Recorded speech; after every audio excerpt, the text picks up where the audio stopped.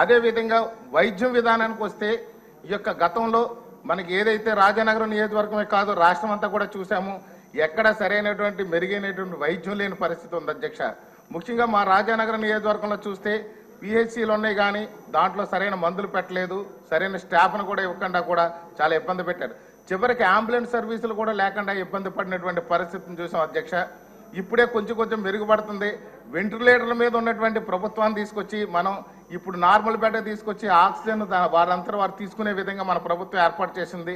కానీ వైద్య రంగానికి ఇంకా మంచి నిధులు కేటాయించి మన ప్రభుత్వం ఒక అన్ని విధాలుగా అభివృద్ధి చేయడానికి మంచి ప్రణాళికతో ముందుకు వచ్చింది అధ్యక్ష. ఇప్పుడు రాజానగరం నియోజకవర్గంలో ఒక సిహెచ్సి కూడా లేకుండా ఇబ్బంది పడుతున్నాం అధ్యక్ష. ఇందులో ప్రత్యేకించి నిధులు కేటాయించి మాకు సిహెచ్సిని ఒక ఏరియా హాస్పిటల్ని కూడా మాకు ఇవ్వాలని చెప్పేసి వైద్య శాఖ మంత్రి గారిని కోరుతున్నాను. ఈ యొక్క బడ్జెట్లో